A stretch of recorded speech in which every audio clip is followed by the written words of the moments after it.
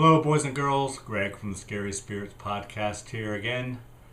Today I'm going to show you how to make the Tequila Moonrise, which is the featured cocktail in today's episode. Alright, we're going to start with a highball glass filled with ice. To that, we're going to add 1.5 ounces tequila.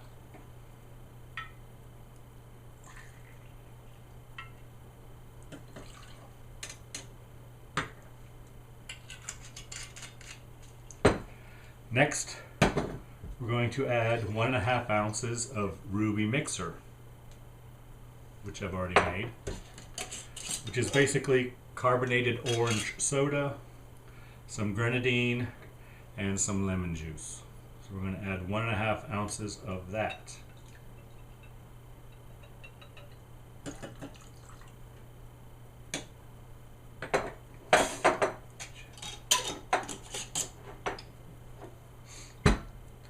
Next, I'm going to add 3/4 ounce grenadine. We'll put some more ice in first.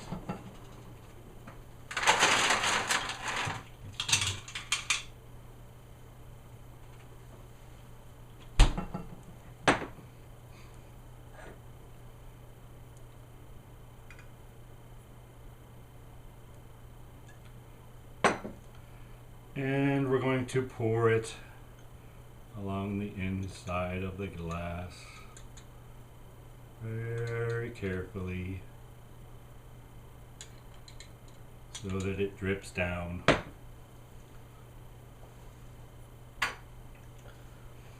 Next, we're going to garnish with a maraschino cherry and an orange wedge.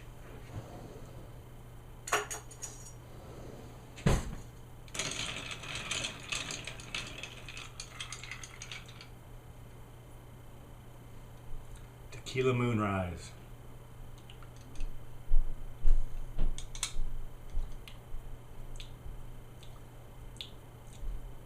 Not bad.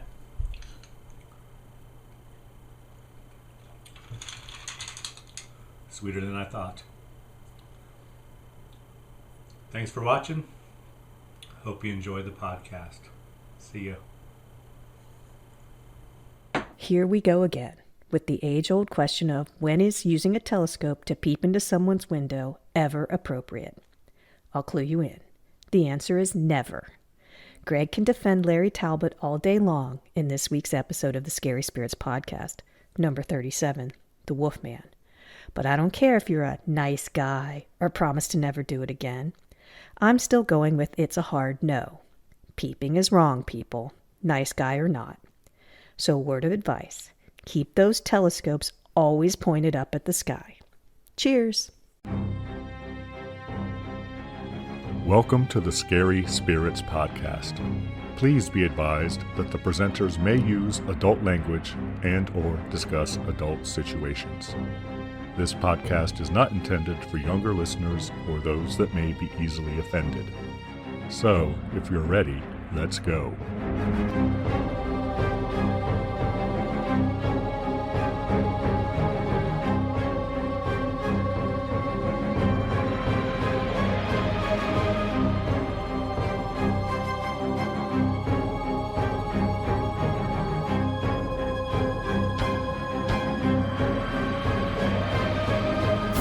Hi, I'm Greg, Hey, I'm Karen. and welcome to the Scary Spirits podcast. The podcast that combines the two very different but highly compatible worlds of scary films and alcoholic spirits. What could possibly go wrong? Indeed. How are you, Karen? I'm okay. Are you all right? I'm Are okay. you sure? Yeah, I'm okay. How are you, Greg? I'm okay as well. Ooh, this is going to be a winner. Wow, wow. Getting everybody psyched up and ready. Way to come out of the gate, Karen. I'm going to put in extra effort and come above. Okay, I'm going to try to. I know. I usually you carry this, so I guess got to step up my game. Oh yeah, I carry it. All right, Karen. I believe this week's film. Well, first of all, do we have any corrections from last week, which was Terror Train? I don't think so. No, I don't either. Would you like to say we killed it? Yeah, we did. We killed it. All right, Karen. I believe this film this week was your choice. Was it? Was it not? It was. And Karen, what film have you chosen for us this week? The Wolfman, 1941. So the Universal Pictures Wolfman. One of the Universal Pictures Wolfmans. What I call the first one, but is not. Correct. Any reason why you chose this film, Karen? Well, it's an exciting month for the Scary Spirits That's podcast. Right. That's right. It's January, isn't it? Yes, January. We are featuring wolves in the movies. And do you want to know the reason we're doing that? I would love to know why. Please remind me. Because January's full moon is known as the wolf moon. Do you want to know why it's known as the wolf moon? I really want to know why. January's full moon is named after the howling of hungry wolves lamenting the scarcity of food in midwinter. Mm-hmm. There are other names for this month's full moon, like the old moon and the ice moon. We don't care about those. No. Every moon in the calendar has a name, usually stemming from Native American lore. And it is January 17th, if you'd like to see it. Yeah, I was just about to ask you, Karen, when is it? I can read your mind. I know. That's scary. Yes, it is. Trust me. It's horrifying. So yeah, every podcast this month is going to be wolf centric. Do we have a cocktail for this film, Karen? We do. Okay. Please enlighten us. Well, the cocktail that I chose is called the Tequila Moonrise. And it is from the True Blood Cookbook. I enjoyed that show very much. And so, of course, they suckered me in and I bought the cookbook. But there are drink recipes in it also. Never seen it. The cookbook or the show? Either. I figured. So, what are we going to need to make this? You're going to need 1.5 ounces of tequila, ice. Mm-hmm. You're going to need 1.5 ounces of True Blood or Ruby mixer, which I'll tell you how to make in a minute. They did actually have a product called True Blood that you could buy when this series was current on HBO, but it's no longer available. You go. 3/4 ounce of grenadine, an orange slice for garnish, and a maraschino cherry for garnish. So to make the Ruby mixer, you need 4 ounces of carbonated orange soda, such as Orangina or San Pellegrino, and 1.5 ounces of grenadine, and a tablespoon of fresh lemon juice. From the plastic lemons. Or the real ones. It's about a half a lemon. If your lemons are juicy, it's about a half a lemon. Just right. The juice. I don't know. Depends. So you're going to pour the tequila into a highball glass filled with ice and top with the Ruby mixer. And then you can do this, but I did a terrible job of it. Tilt the glass and add the grenadine by pouring it down the side of the glass and then flipping the bottle vertically very quickly. The grenadine should go straight to the bottom of the glass and rise slowly through the drink. The inside of the glass, Karen, is that where you drip the grenadine? Yeah. Did I say outside? No, you just said the side. I just want to be sure we're going on the inside. Yes. Then garnish with the orange slice and the cherry and serve immediately. Immediately? Mm-hmm. Okay. No waiting. And I'm going to admit that I added a lot more mixer to the tequila, but I prefer it that way. And as you say, you do you, so I did me. Should we give our listener time to collect the ingredients and make their own? Yeah, this one might need extra time because you got to make the mixer first. Yeah, so just hit pause. Yeah, we'll be here. All right, hold on.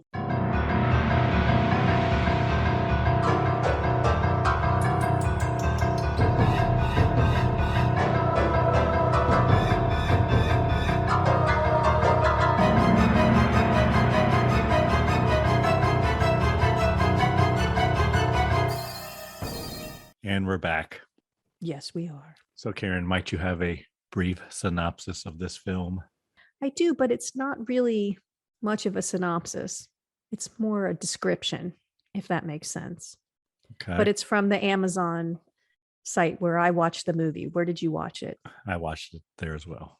So the description says, The Wolfman, 1941. Lon Chaney Jr. stars in this horror masterpiece featuring elaborate settings and a chilling score about a man who is attacked by a werewolf and then becomes one himself at each full moon. I'm not even sure that's correct. So it was less a summary and more of a description of the movie itself. I would agree. Which it's a sort of accurate description, but it's not a synopsis. Are you ready to get into it, Karen? Are you? Yes, I am. You're getting a little Eeyore on me. Come on, rally. Yes, let's do this, Greg. Okay. Awesome. Let me take another drink. Oh, that will definitely help. All right. The Wolfman from 1941, Karen. Movie starts with credits. But the kind of credits we haven't seen yet. I know. Very exciting. We see bits of film of the actors as we read their roles and their names, correct? The actors' names. Yeah, I called them movie clip credits. So you can actually see what the actor looks like in the movie. So they're pieces from the movie. They're not just them, in normal clothes. They're in their outfits and things, their costumes, their outfits. They're in their costumes. Yes. So, yeah. And I made a note that it's co-stars Bela Lugosi as Bela. Yeah. Next, we see a set of encyclopedias, right? Is that what those are called, Karen? Yes, that's what those are called. Did you have a set of World Book encyclopedias we had in your household? We had 2 sets of encyclopedias, and this is an open wound for me because our encyclopedias were from like 1965. Now, kids, when you used to use encyclopedias, they were basically filled with every fact that was hopefully available. So it's like the internet, but in books, kind of. So if somebody wanted you to do a report on the moon landing or something, you would go to the encyclopedia and read about it and everything would be there. But if you had encyclopedias from 1965 and you were in high school in 1980s, there's a few things missing from those encyclopedias. Yes. Current events were not my strong suit. Because some people bought encyclopedias every year, but they were expensive. I know. Can you imagine? They were very expensive. Didn't they? I seem to remember we had Encyclopedia Britannica when I was a kid in the house. And that was probably, like you said, may have been as new as 1970, Karen, but that's about it. But I think everybody had them. Yeah, I know. I remember seeing them at my friend's house or my neighbor's houses. And it seems like I remember seeing like an update, like a yearly, just one book that was like had the year and it was like updated. Maybe. Yeah. That would everything that would new sense. That happened since the last printing or something. I don't know. I could be imagining it. I read a book once a long time ago, and I can't remember the name of it, about a guy who Encyclopedia Brown. I did love those. I did. But it was a guy who read the encyclopedias from start to finish. And when he started, he would go to parties and he would be able to drop hints, but only things that started with A. Like he would have all these fascinating facts, but only with A's. But then as time went on, he said something like, if you want to get in the encyclopedia, you have to be beheaded or a jerk, kind of is what he said. But he read them from start to finish. And then he wrote about it. When I moved into like my first house with my son, John, when I got custody of John and we moved into a house, moved out of the parents' basement. Woohoo! I bought a set of encyclopedias, the New World Book Encyclopedia or something. But well, that's later than 1970. That's way later. Yeah. Yeah. End up giving him a Goodwill, I think. They're probably worth money now because nobody has them anymore. Yeah. I wonder, I'll have to look at my dad's house and see if they're still there. That's the kind of thing he wouldn't get rid of unless my mom did before she passed. But yeah, people used to go door to door selling them. That's how you got them. That's where I bought mine. Yeah, that's how you got them. You didn't go to the store. The bookstore didn't have them. Anyway, it's kind of funny. We see a book pulled. It must be the L's. It must be. Because we see the entry under Lycanthropy. Yes. Right? And then there's reading. Werewolfism. Yes, and then there's reading, Karen. Okay. It says, would you like to know what it says? I would. About lycanthropy, a disease of the mind in which human beings imagine they are wolf men. According to an old legend which persists in certain localities, the victims actually assume the physical characteristics of the animal. There is a small village near Talbot Castle, which still claims to have had gruesome experiences with this supernatural creature. That doesn't seem like a real entry. No. Because they don't tell you where Talbot Castle is. No, they don't. But it does go on, but that's all we see. Right. It does Is go that on to supposed talk to be- about pentagrams. I made a note, but that's like the symbol of werewolfism or something. Is this supposed to be in England? It's Wales. Wales. Okay. Llanwelly, Wales. That is the location of Talbot Castle, Karen. Okay. So next we see who we learn is Larry or Lawrence Talbot riding in a car, Karen, with a driver. I don't know. We never see the driver again, do we? He's not he's of no importance, correct? No, it's just a cool convertible car approaching the castle. Cool convertible car, you say, Karen. Yep. Any idea what kind of car that was, Karen? None whatsoever.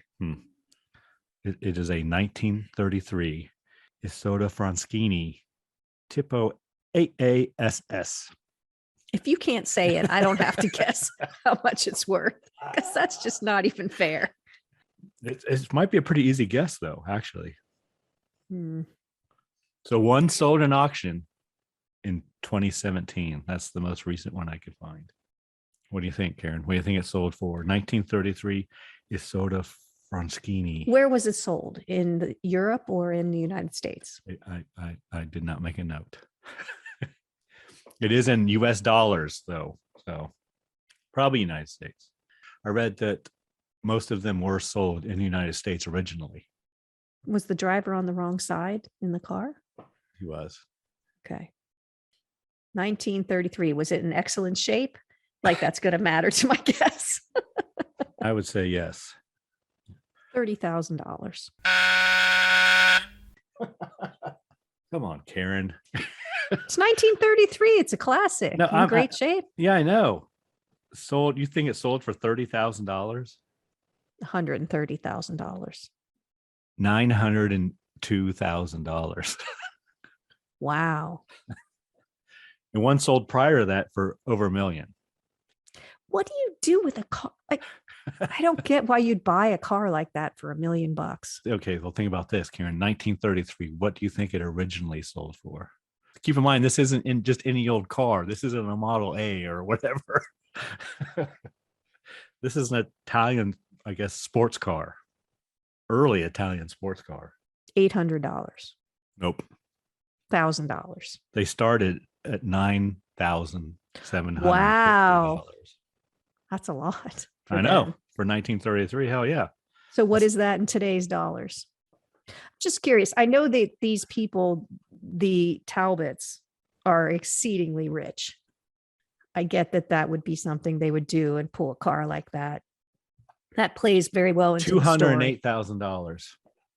$9,750 in 1933 is equivalent in purchasing power to about $208,461 today. Okay, so they're establishing they're very rich, which they do multiple times through the movie. And this is just the car the driver is using to bring him to the castle. I think it's their car, though. Don't we see it again later? I don't think we do. I don't think At we ever see it church? again. Oh, yeah, I didn't think maybe it is. They are in a convertible, aren't they? Yeah, they go to church. I think it's just somebody, it's a servant that went to pick him up, is my guess. Could be. So this is set in the 30s then. Well, it was filmed in 41. Fashion looks current to that time. There's not really it doesn't really give a, time period when it happens. No, but the car is 33 and the clothes are in that general range. So, Right. Okay, now that I've thoroughly embarrassed myself, let's move along. So the driver says, Talbot Castle, Mr. Larry. So they arrive at Talbot Castle and Larry meets his father, Sir John. That's why I thought that it was a servant, because he called him Mr. Larry. Not Mr. Talbot, Mr. Larry. So we learn that Larry's brother, John, is dead. He gone. Yeah, from a hunting accident. Yes. So is Larry tall or is dad short? Larry, well, the painting of John on the wall looks a lot like Larry. Yes. But Larry towers over his father, and he towers over a couple of people in this movie. So I didn't know if he was very tall. He probably was. Lon Chaney Jr. Even though he's credited in this film as Lon Chaney, not Lon Chaney Jr., but he's I did Lon see Chaney that. Jr. He was 6'2". Not that tall. Not short, but No, taller than me. But they talk about fathers and sons, and apparently John must have been older than him, because John was the number one son and was going to inherit basically everything and all the responsibilities. So the second son usually just leaves, which he did. Well, they say he's been gone 18 years. I think he went to Turns the States. out he went to America. Yeah. But they're going to try to have a better relationship, the two of them. Yes, I wrote they are reconnecting. They are estranged and are now reconnecting. Then a telescope lens arrives or something in a box, a big box. Yeah. Refractor, is that what he calls it? I just new part for the telescope. It's a very cool house. I mean, this set is elaborate. It's a castle. Well, yes, but it's... And they've turned the attic into an observatory or some shit, right? Where the telescope is. But I have where they can go up there and peep on all the neighbors. Because it doesn't point up to the sky. It points straight out, but we'll get there. So Larry replaces whatever it is, because he's technically savvy. He's good with his hands. Yes. He mentions more than once that he may not be the smartest person, but he can work well with his hands. Yeah, he can build stuff and make things and fix things and whatever. Yeah, he's good with tools. Yeah, so he's testing the telescope, Karen, and he spies a girl in the building across the way, and he starts peeping. That's what I said. He starts peeping. Why all these movies we watched, we have peepers in them. He zooms in on her through the window, watching her get ready to go to work, which is downstairs in the antique store. That she and totally her father, inappropriate. So Larry goes to the antique store, and he's all dressed up. Like they all are very dressed up. He always is, though. They all are. Yeah. I mean, he's wearing full suit, tie, the whole thing. Yep. And he asks the girl there at the antique store for a very specific set of earrings. Right, Karen? Yeah, he describes the earrings that he wants. Yeah, and she says, I'm sorry, we don't have anything like that. And he says, well, yes, you do, upstairs in your room. Which is creepy. Yes. I said she should stop talking to him right now and call the police. But he claims to be a psychic. He says whenever he meets a pretty lady, he can just tell things. Yeah. I was uncomfortable through the whole thing. I felt he was pushy, and I just didn't like it. Well, she doesn't seem to be too bothered about it. I know. I agree. He keeps pushing about, hey, you want to, I'll pick you up at 8. How about 8:00? We go to the, hey, how about at 8? Hey, I'll pick you up at 8. Right.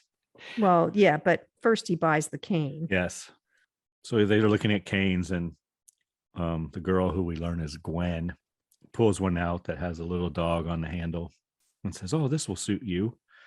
And Larry says no, and he ended up picking up another one, and this one has a wolf head on it.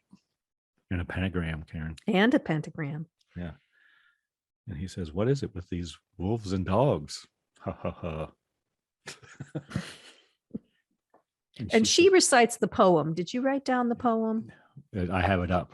Yes. Okay. They say this multiple times. Would you like me to recite it now for our listener? Yes, I think they would get a kick out of it. She says, even a man who is pure in heart and says his prayers by night may become a wolf when the wolf's bane blooms and the autumn moon is bright. That's repeated multiple times in the movie. And it's a little different than the more modern interpretation. But it's pretty close. They do honor that poem pretty closely. They do. According to this poem, he will only become a wolf in the autumn moon. Right. When the wolf's bane blooms and the autumn moon is bright. What they subsequently later change it in other sequels and reboots and whatever, they change that last line to, instead of the autumn moon is bright, they change it to, and the moon is full and bright. So it's more of the full moon myth. Yeah, and he asks about the pentagram, and she says that every werewolf is marked with the pentagram and sees it on the palm of the next victim's hand, which she seemed to know a lot about werewolves. But he doesn't believe her story and buys the cane. And how much was the cane, Karen? I didn't look. I didn't. 3 pounds. He's just buying something because he wants to talk to her. Which he says is $15. She says 3 pounds, and he says $15. He's appalled. So I'm curious. What is 3 pounds? What's the 3 pounds to dollars rate right now? What do you think? I think a pound's worth a little more than $1. Yeah. So in 1941, apparently, 3 pounds equaled $15. Now it equals $3.98. Yeah. Interesting, I guess. Next, we see gypsies, Karen. That's what I have. Well, this is where he asks her on a date and she refuses two times. Right. And then the gypsies arrive in town and he says there's fortune tellers and he says he'll pick her up at 8. And she refuses. Won't it be fun again. To go So he's fortunes right? I was starting to wonder at this I'll point. see you at 8 o'clock. Through the door after the door is even shut. He's the last thing he says is see you at 8. I wondered at this point because it was annoying me. They were making this type of interaction where she says no, but the answer is really yes, which I hate. But are they making him kind of crass because he's been in the States for 18 years? Maybe. Because he's kind of rude. You know, he's very arrogant. Yeah. Like I'm wondering if they're making it a distinction where he's American. Even though it's an American film. I know, but that's not what a British film. That's not like a Hammer film. But no, I know, but I'm just wondering if they were trying to play on that, where Europeans think that Americans are rude. I don't know. Could be. It was starting to bother me. Next, we see Gwen outside the door of the store, and it's dark. It must be around 8 o'clock, Karen, because Larry comes up behind her, and they go get their fortune told. But Gwen pulls a trick out of her hat, doesn't she, Karen? Yep, she pulled a common trick. She's bringing a friend named Jenny. She's bringing a chaperone. And the friend recites the poem. And his dad recited the poem when he got home with the cane. So everybody knows this poem. Yep. So they go to the gypsy camp. Jenny goes in first to have her fortune read. And while she's in there, Larry convinces Gwen to go with him for a walk through the foggy's fog. Yep. He's creepy again, is what I said. Yeah, he does come clean, though, about the telescope. He does. He tells her. She says, well, I'll have to close the curtains then. And he says, oh, no, don't do that. Of course she has to do that. Oh, she says, no, don't do that on my account, is what he says. But like he says, he tells her it's totally innocent. He was just testing out this new lens and just happened to look in. There she was. So, you know, he's not going to be up there every night peeping through her window. He zoomed in after he saw her. That doesn't mean he's going to be up there every night peeping in her window, Karen. He's a peeper. It's inappropriate. We can argue all you want. It's inappropriate. Gwen says she's engaged. Yeah. To Frank Andrews, who actually works for Sir John, works for his father. So, yeah. But Bella the gypsy reads Jenny's palm, or begins to. Well, she asks when she will be married. So the fortune teller, Bella, takes her hands and he says, the left hand shows your past and the right hand shows your future. And what does Bella see in Jenny's right hand, Karen? He sees the pentagram, Greg. A pentagram. Yep. So she's marked. Well, that's what I said. Bella's a werewolf. That's what I said right then. Yep. Because only the werewolf can see it. That's correct. And he gets visibly agitated and tells her to leave. He tells her to run. Get away. Go. Yeah. And she wants to know what's so terrible. What's happening? Yeah. But she agrees. Yeah. She goes, oh, yes, I'll run. I'll go right now. And she does. And the horses are restless. Yes. Which is always a sign. And we hear a wolf howl. Then we hear Jenny scream. Then Larry runs in to save the day, and he fights with what appears to be a wolf. It's actually a German Shepherd. But oh, really? It is, yeah. And beats it with the silver head of his cane, correct? Yep. But he gets wounded. He's bitten. He does. He's bitten, supposedly right in the chest. That's what he said. I made a note here that it's a great soundtrack. It moves back and forth between when she's on screen, it's light and airy, and when he's on screen, it's dark. And it definitely adds to the movie, I think. Yeah, I did make a mental note of that. And the Gwen goes to help Larry. The gypsy woman comes along with her cart and horses, and she agrees to take Larry back to Talbot Castle. Yeah, she does. So do you want to know who was the first werewolf? The first werewolf. Well, I can't say for sure, but one of the earliest known werewolf legends comes from Greek mythology. And according to legend, a man named Lycaon, who was the king of Arcadia, angered Zeus, who's the king of the gods. Everybody angers Zeus. And he served Zeus a meal made from human flesh. So as punishment, the enraged Zeus turned Lycaon into a wolf. That's what's believed to be the first known werewolf. I don't know if he was a man wolf or a full wolf, or if he was a man and then a wolf, and if he changed back and forth, but I don't know. It didn't elaborate, but that's what's credited as the first. Yes, a lycan is a mythological creature of Greek origin. Apparently, folklore describes Lycan as a naked man who ran through the streets biting anyone he encountered. Because he was a wolf. So they bring Larry back to the castle, and as they're tending to his wound or whatever, a man comes in to let them know that Jenny Williams has been murdered. Yeah, and the gypsy left right away. Yeah, so when they turn around to say, this gypsy lady, she's gone. Yeah, but the colonel saw her. And even Larry even asks about Jenny when they bring him in. So the men go out to investigate, and they find her, and she has been bitten through the jugular vein. Yep, the jugular was severed. And then they find Bella's body. It's kind of funny. So not funny, but there's a reporter there. He's very squeamish, and they're describing the scene, and he's writing it down. Take a note. And then they're doing all this looking, and Bella's just on the opposite side of the tree.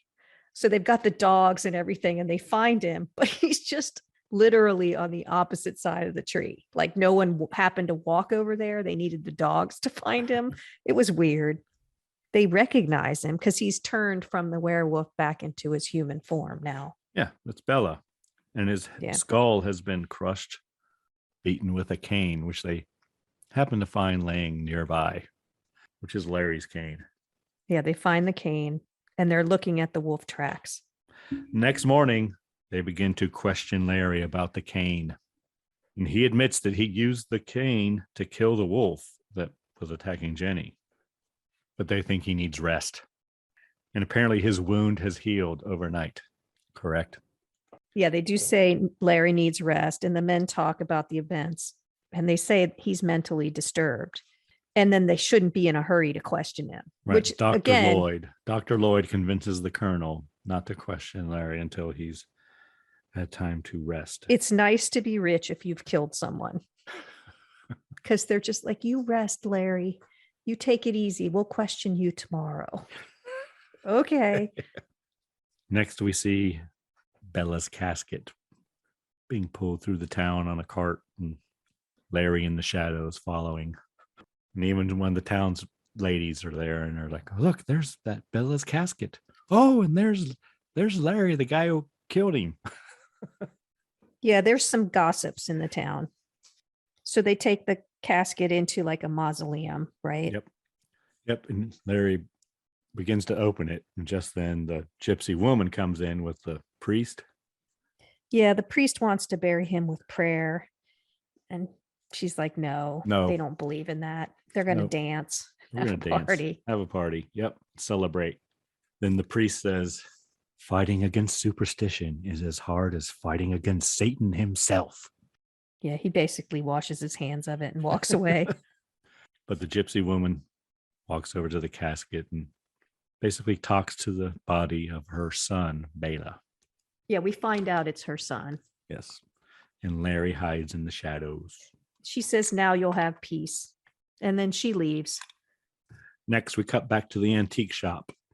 And the busybodies come in. Yes. Well, one of them is Jenny's mother. Yeah.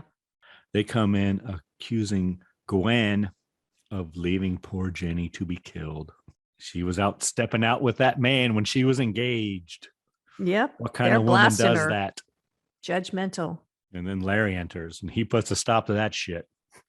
So then he goes to talk to Gwen and they talk about this previous evening and how he's not sure what's going on. It's not her fault. But he tells her, he kind of recounts what happened. He said, a wolf attacked Jenny. I killed it and it bit me. Right. But he has no wound now. Correct. It's healed. So everyone thinks that he killed Bella the gypsy. So next, Gwen's fiance, Frank Andrews, arrives with his dog. The dog does not like Larry too much, Karen. Well, Larry's a wolf. That's what it is. So aren't they kind of like, shouldn't they be sniffing his butt or something? Maybe, but I think it's one of those things like when the horses are restless, it's the same. The dogs, any supernatural thing, the dogs can usually sense. So Frank takes the dog out, but when he comes back in and talks to Gwen and he says, there's something very tragic about Larry. Larry tries to shake his hand and Frank doesn't. Frank tries to shake Larry's hand. Oh, is that what it is? No, you're right. Yeah, Larry tries to shake Frank's hand, but he doesn't. It's not reciprocated. No. Larry leaves. And then, but he does, Frank says. But he does, yeah, it's kind of weird. I think this part's kind of weird and convoluted.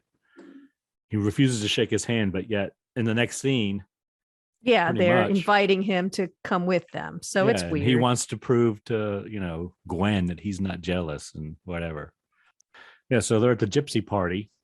Kind of like a carnival. And Frank sees Larry across the way, and actually Larry sees them too, and he tries to get away, but Frank calls him. Yeah. Larry Talbot. And so they walk over and Frank invites them to like hang with them. Hey, let's hang out with us, It's like, all right. So they go to a shooting gallery. Like a carnival game. Yeah, where you win a prize for your lady. Yeah, you shoot the metal forms and they fall back. Yeah, and Larry's a good shot. He hits everyone on the first shot, and then a wolf pops up and he freezes. He can't do it. But then he does shoot at it and he misses. But then Frank shoots it and they go. And Sir John and the Colonel are watching all this transpire. They're kind of judging Larry, like, well, he seems to be handled with a rifle. Yeah, I think they're trying to assess whether he is mentally unstable.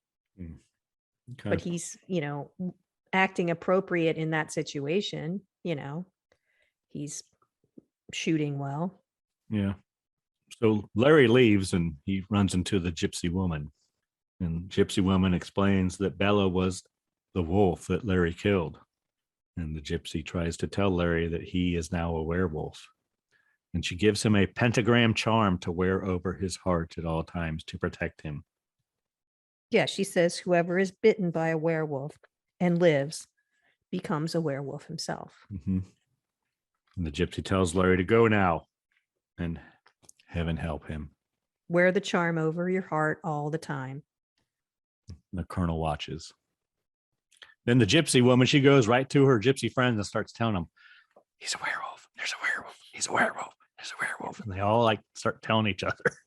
Yeah, and they start packing up to leave in a hurry. Let's get the hell out of here. But in the meantime, Larry runs into Gwen. Of course. And she Who's quarreled with Frank. Yeah, but she asked about his pentagram charm, and Larry gives it to Gwen to protect her just in case, he says. And then they kiss.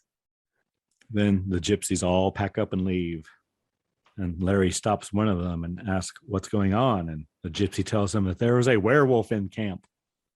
And then we get a Larry montage. has visions. It's a montage. Yes. He starts to remember things. So, or he sees things. Yeah. Well, all of the things that are turning him into a werewolf. So, do you want to know a little about creating werewolves? I would love to know how to create a werewolf, Karen. Love how you always have enthusiasm. Do I need a dog? Do I need dog hair or something like that? No, it's just traditionally there were several ways that a person could become a werewolf. In her book, Giants, Monsters, and Dragons, folklorist Carol Rose notes that in ancient Greece, it was believed that a person could be transformed by eating the meat of a wolf that had been mixed with that of a human, and that the condition was irreversible. Centuries later, other methods were said to create werewolves, including being cursed, or being conceived under a new moon, or by having eaten certain herbs, or by sleeping under the full moon on Friday, or by drinking water that had been touched by a wolf. In addition to being bitten by a werewolf, these are all things that you could have done. And it was also widely believed that werewolves could dress in a special protective wolf skin, though they had to remove it at daybreak and hide it. And if their magical pelt was found and taken from the werewolf in human form, he or she could be killed. That's in other myths too, where creatures shed their pelt and become human. But so, if you sleep under the full moon on a Friday, look out. So next we see Larry at home. Apparently his dogs are barking because he's got to take his shoes and socks off. And as he does. So here's my question before we go any further, because this was starting to confuse me now. And maybe I missed something. But if Bella just turned into a werewolf, that would be the full moon night. So how is Larry turning again? This doesn't talk about the full moonlight. But it did in the description. So that's why. Okay. Well, not. But so it's like the next day. Yes. Or two. Maybe is there. But the wolf's bane must still be blooming and the autumn moon must still be bright. I guess. But yes. So we see him walking on his toes. Well, we see him as his feet turn into paws. Yes. Hairy That's paws. the only part. That's the only part we see turn. Yeah. Then he walks on his toes. Yeah. And he walks out into the froggy's fog. Yep. And Larry has turned and he sees a gravedigger. Which now we see is a very dangerous job. After watching many of these movies, the gravedigger needs higher pay. And Larry attacks the gravedigger and he gone. There's some howls and some growling, and then they fight. And then there's a lot more howls, which wake up the town. Yep. The villagers hear the noise and they come to investigate. And they find the gravedigger with his jugular severed, just like poor Jenny. And they find some wolf animal tracks. Yep. Yes. Next, we see Larry in his bedroom. Must be the next morning. But there are muddy tracks in his room from the window to his bed. I thought that was kind of neat thing. Larry has a pentagram scar on his chest. And he wipes up all the paw prints. Yes, he coming sees, into his room. I wrote, he sees his tracks and tries to cover them. That's what I wrote. This is what he's doing. He's just like rubbing it into the carpet. Right. And using his suit jacket or shirt to wipe him off the windowsill. And then he sees the Colonel out in the yard following the tracks. Who the Colonel is played by Ralph Bellamy, by the way. Took me a minute to realize where I recognized him from, but yeah. Where do you recognize him from? Trading Places. Oh. With Eddie Murphy and Dan Aykroyd. Yeah, and Jamie Lee Curtis. Yeah, but I don't remember him. Don Amici and Ralph Bellamy. He was one of the two old dudes. Him and Don Oh, okay. So next, Larry goes to his father and asks about the werewolf legend. Yeah, they talk about that the grave digger was killed. Animal tracks lead up to the house, and they think it's a wolf. And they're like, well, where would a wolf come from? He's like, well, it could have escaped from a circus or a zoo. And then he asks about the legend. And his dad just says it's lycanthropy is a psychological disorder. And Larry's visibly upset. But Dad says, you need to get some religion. Basically. He just says that anything can happen in a man's mind. You can kind of convince yourself of anything. Right. He doesn't believe that men can change to wolves, but he believes that men can believe that they have changed into a wolf. Yeah. Sir John takes Larry to church with him. And as they pull up to the church, the townspeople are talking about the murder, including poor Jenny's mother. Yeah, they're gossiping again. And she thinks that it's Larry who's the killer because none of this happened until Larry Talbot arrived in town. It's true. But he arrived the same time as the gypsies, Karen. True. Just saying. So they all go into the church, and apparently, for some reason, Larry is the last one to enter the church because everyone turns to look at him. They're all seated except for him. Waiting for him to walk down the aisle and sit down in the front row with his dad. Right. But Larry, they all get up to I don't know. Start the service. Right. Whatever they do. Up and down. And then Larry leaves. So next we're back at the castle. And the men, I guess, Dr. Lloyd, the Colonel, and Sir John are all looking at a plaster cast of the animal track they found at the crime scene, Karen. And it looks like a wolf, a big wolf. A big one, yeah. Yeah. And Larry comes in and tells the men that he believes it is a werewolf. And Frank's in there too, Gwen's fiance. Yeah, the others are skeptical. But, Doc is kind of agreeing with the dad. It's in his mind. He's been influenced. He has a disease of the mind that can be cured if the patient is willing. But Frank decides he's going to go out and set some traps. Yeah, he and another man leave to do that. So the doctor tells Sir John that Larry must be sent away from the village. Yeah, he says he's really ill. We need to treat this. But Sir John disagrees. Well, he says if he's going to be treated, he's going to be treated here. Yeah, because he's rich. Yeah, he says something about the Talbots have been here in this town and for all of these years, and they're not going to let the town. Oh, it's kind of like us against them. Like we run the town, we don't do what they tell us. That kind of thing is the feeling I got. Well, that and there can't be anything wrong with us, or we're not going to let anybody know there's anything wrong. Next, we see the men setting traps. Then we see Larry as the wolf man out in the Froggy's fog. Howling. Yes, and he gets caught in a trap. And the mob with the dogs are coming. He's caught in a trap. He can't get out. He's struggling. That's my Elvis impersonation. Impressive. Do the hip swivel. I was. Oh, my bad. Then we see Frank and the Colonel are tracking the wolf with dogs, which is Larry. The gypsy woman comes along. The wolf is Larry, yeah. Yes. And the gypsy woman comes along and waves her hand over Larry and says some words. And Larry changes back. Yeah, it's like she says a spell and brings him back to normal. And he just gets up immediately and releases his foot from the trap, which must have been exceedingly painful. It was. He was limping as he ran away. and he runs into a couple of the men that are looking for him, and they ask, Master Larry, what are you doing out here? And he says, well, I'm out here hunting just like you. Which isn't a lie, even when he is the werewolf he's hunting. That's true. So. It is. Next, we see Larry at the antique store. He's throwing stones at Gwen's window. Yes, he is. To get her attention. Did you ever do that? Did I ever throw stones at someone's window to get attention? To get their attention. No, yeah, to get them to come out. Then I've had stones thrown at my window. Oh, I was going to say, people have thrown stones at you. Did you leave once you opened the window? Yes, I did. Again, back to sneaking out of the house. So he tells Gwen that he's going away. Well, Gwen comes down and lets him in the antique store, right? Yeah, she doesn't even say anything. She just sees him and goes and opens the door. Runs downstairs. I couldn't tell if she's wearing like a negligee or if she put a robe on or something, but I think she had a robe. She runs down. I think she had a robe on when she looked out the window. Okay.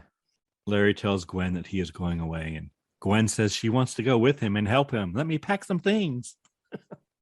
Yeah, she's 100% going with him. Wow. No hesitation. That's what I thought right here. I thought, wow. Yeah. And he's like, I've killed people. You know? She's like, oh, it's okay. I'm coming with you. And then he grabs her hand, and what does he see? A pentagram. And Larry runs away.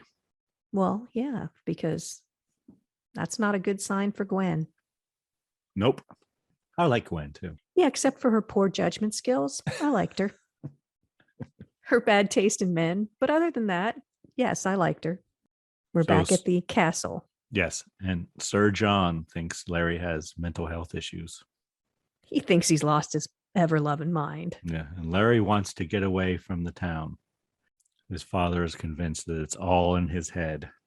So Sir John ties Larry to a chair in his room and locks all the windows. And bolts the door.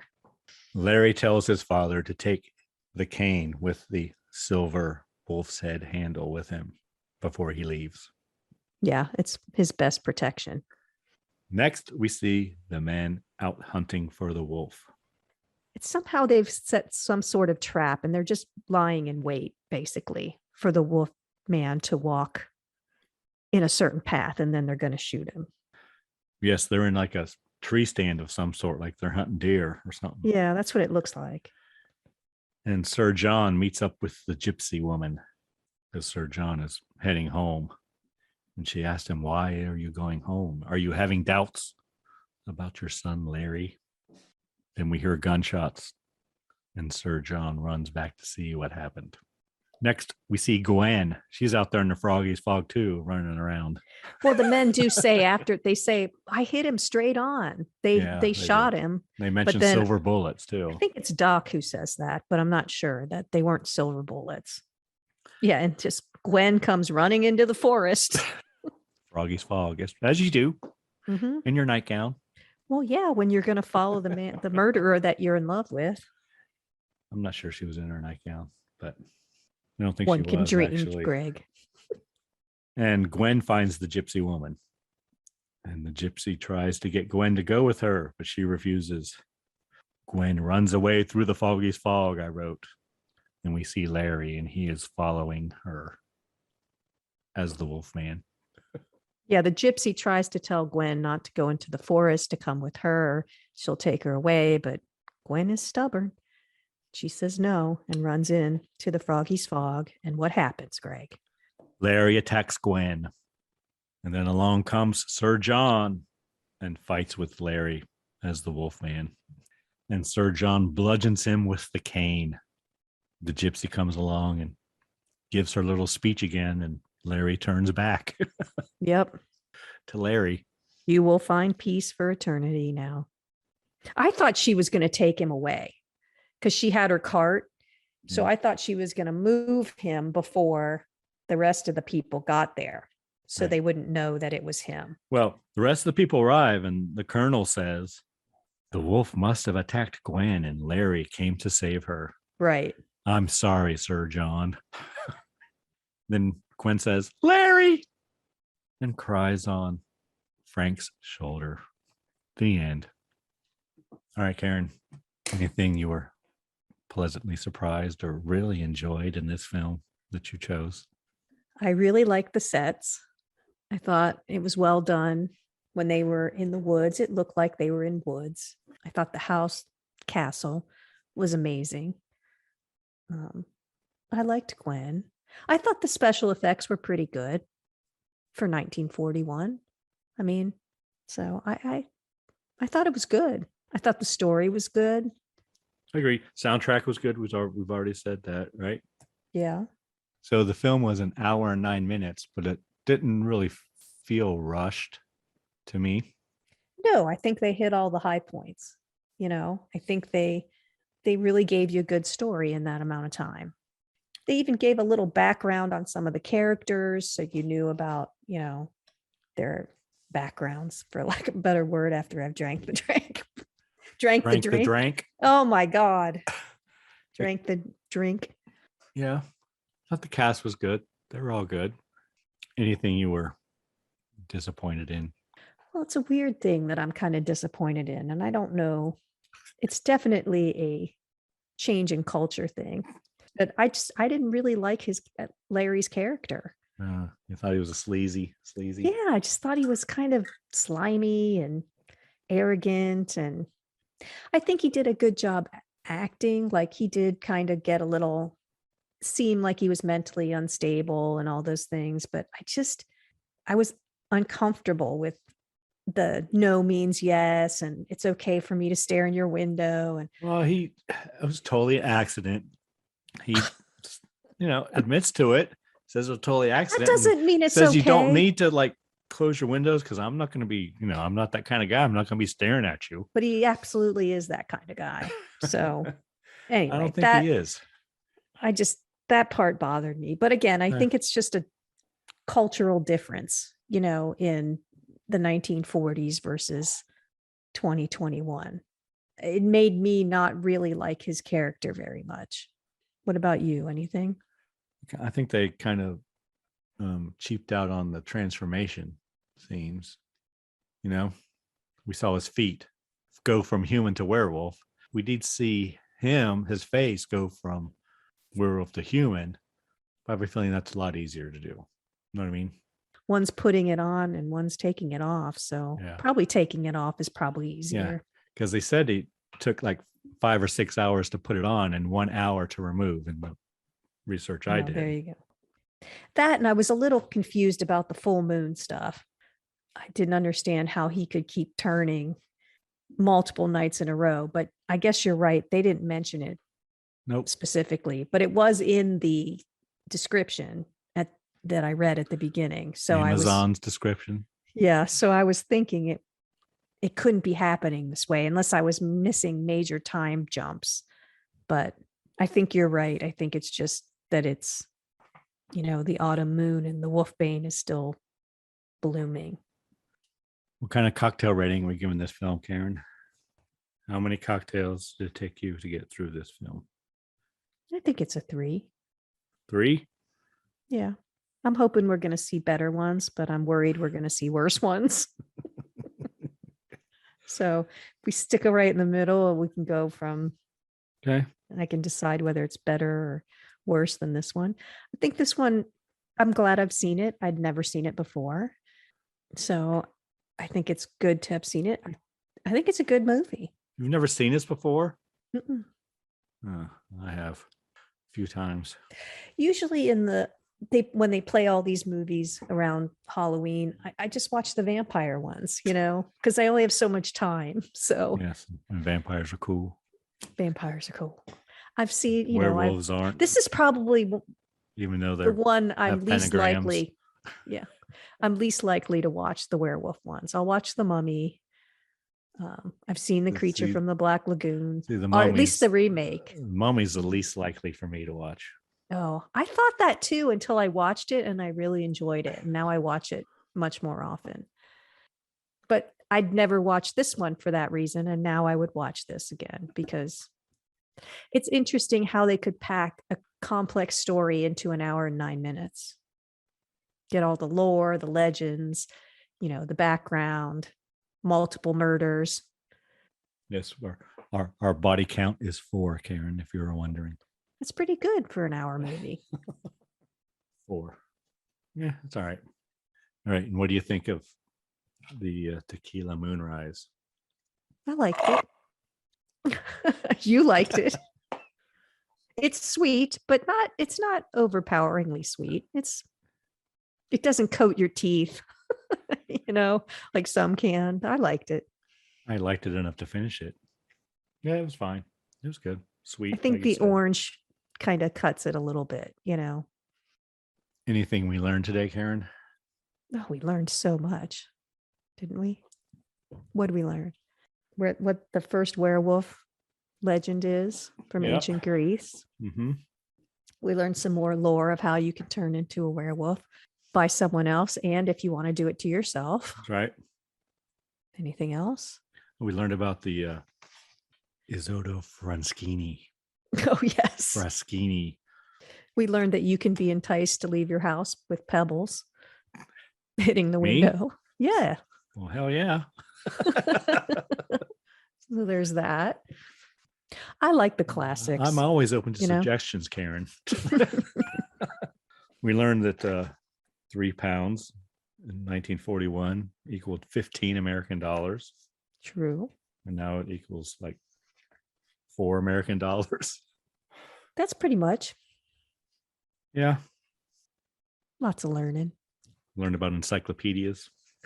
That's true. Get the new ones. Well, if you think about it, I was trying to explain that to my young son today, actually, because he has to do a big world history project. And we were looking up all the philosophers from He has to do a project on the history of the world. Well, no, he has to do a project on the Enlightenment period and the Industrial Revolution and the French Revolution. But we were looking up philosophers. Are you going to make him watch A Tale of Two Cities? It's the best of times. It was the worst of times. I actually liked that. I do too. It's one of my favorite books that I was forced to read in high too. school. But, we're looking everything up on the internet. And I'm like, you don't know how easy this is. We used to have to pull different books, the R's, the L, whatever, look it up, read it. Now he just copies and pastes from the internet. Or go to the city library and go to the card catalog and look up what you're looking for. You said you never went to the city library. Yeah, I did for our senior research paper. I did. Yeah. Or we can do that, right? Yeah. But it's just so different now. Yeah. Now you just type something in the browser and boom. And usually copy and Google copy knows and what you're looking for before you type it in. And then put it into the Google slides. Right. So it's all basically done. But he has to pitch a TV series to the Netflix executives about these world histories. Yeah, he should do a modern take on A Tale of Two Cities. That would be good. Yeah, we're not doing that. A modern take, Karen. Mm-hmm. All right, Karen. So we're in the new year, so I feel like I would be remiss if I didn't ask about any New Year's resolutions you may have. Do you do New Year's resolutions, Karen? Yeah, I'm going to drink more. Drink more water? No. Drink more alcohol, eat more crap. Fun. I like this, Karen. I'm looking forward to the new year, Karen. And just be disorganized more. What about you? No, I don't believe in them. I'm not doing resolutions. Well, that's not very exciting. No. Mine are better than yours. Yes, they are. Although well, I'm just if playing mine catch up. were yours, I would be a complete mess by the end of the year. I'd probably be dead. We'll see. I guess. If I wanted to drink more alcohol and eat more crap than I already do, that ain't going to go well for me, Karen. Eat more French fries. All right, Karen. I believe next week choice is my choice. Is it my choice?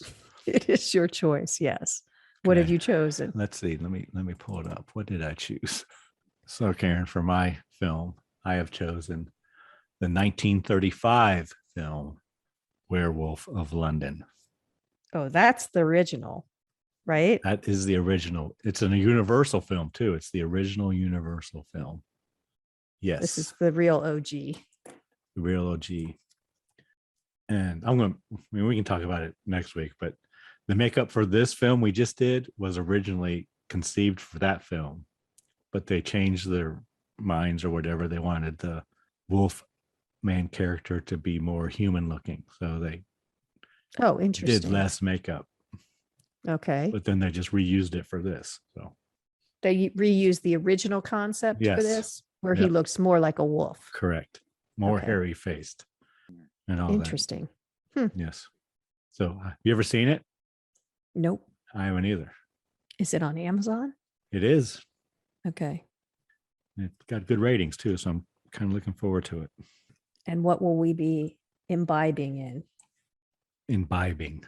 I know what that means, Karen, because my doctor used that word with me once. Asked what you imbibed in. So, Karen, we will be having a full moon cocktail. Okay, what do I need to get? Coconut rum. Okay, have that. Vodka. Oh boy. Okay. Coke. A cola. Really? Yes, that's it. Where's it from? It is from makemeacocktail.com. I wonder why it's called a full moon. Oh, good question. Sounds tasty. So there's plenty of mixer in there for you, Karen. Even though it's 2 shots of coconut rum. Oh no. 2 shots of vodka, and then you fill your glass with Coke. Holy moly, really? That's it. Yeah, I'm not doing that. And it's a highball glass, the same glass you're using tonight, Karen. I expect you to use. Well, it is the new year. Woohoo. I did say I was going to drink more, so thanks for helping me out with that. All right. So that will be our next film and drink. Excellent. Anyone you need to thank, Karen? I think I'll just thank you, Greg. Oh, for being a wonderful partner as we start this new year. You're so nice. Thank you for showing up every week, being okay. At least okay. At least okay. Yeah. Yeah, it's been fun. So yes. I think plus, starting the new all year, the it's going to be fun. behind the scenes things I do. And you make me sound delightful, which is a tough job, people, because I am not always delightful. I know it's probably difficult for you to understand that, but not always. You have your moments. That's true. All right, Karen, I need to once again, of course, thank Verse 13, who provides all of the music on the Scary Spirits podcast. Thank you, Verse 13. Anything else, Karen? Anything we forgot? Anything we need to mention? If you have any New Year's resolutions for Greg, make sure and email him at greg@scaryspirits.com. Yes. Give him some good ones. That'd be awesome if they sent them in and then you had to do them. If you have any movie suggestions, Karen, they can send those as well to info@scaryspirits.com. Yeah, we're thinking of opening it up a little bit, maybe taking audience participation. So after January, when we're done with the wolves, if you have a suggestion, we are happy to look into it. And yeah, start sending us Valentine horror films. Oh God, that'll be fun. Yeah, or any or President's Day horror films, or just your favorite. Actually, George Romero's birthday is in February. Lon Chaney Jr.'s birthday is in February. I mean, right now we have a blank slate for February, Karen. We have nothing chosen. So somebody tip top into your computer and give us a suggestion. Yes. We're running out of ideas, people. Well, that's us. All right, Karen, anything else? Maybe that should be our quote. We're running out of ideas. Ideas, people. Our new slogan. Merch alert. But the drinks will always be solid. Yes, they are. Most of the time. We've only had one bad drink that I can think of. Yeah. And it, some people may like it. I don't know. That's true. Just our taste. All right, Karen. Anything else? Please drink responsibly. Yes. Hey, it's Karen, and I'm here to talk to you about getting social with us. Did you know you can follow us on Facebook, Instagram, and YouTube at Scary Spirits Podcast? Or check out our website, scaryspirits.com. If you have something to say, email us at info@scaryspirits.com. And as always, thanks so much for listening. Please drink responsibly.